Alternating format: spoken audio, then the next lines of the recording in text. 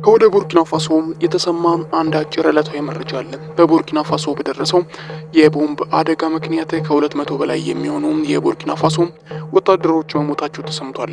ኢብራሂም ትራኦሬ ከዚህ ጋር ተያይዞ የሰጠው አንድ አጭር መግለጫ አለ። እሱንም እንመለከታለን።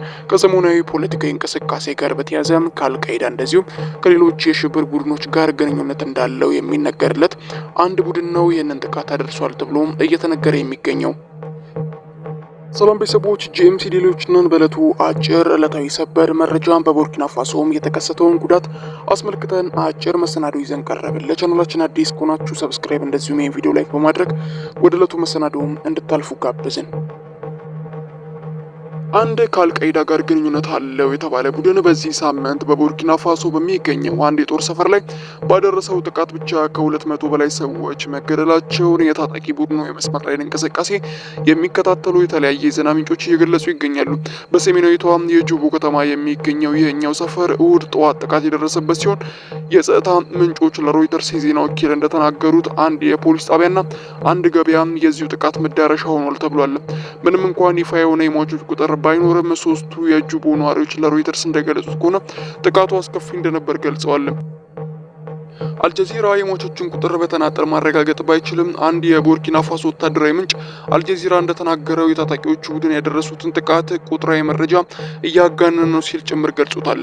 የታጣቂ ቡድኑን የመስመር ላይ እንቅስቃሴ የሚከታተለው በዩናይትድ ስቴትስ የሚገኘው ሳይት ኢንተሊጀንስ ግሩፕ በዚሁ ጥቃትም ከፍተኛ ጉዳት እንደደረሰ ለማረጋገጥ ችሏል።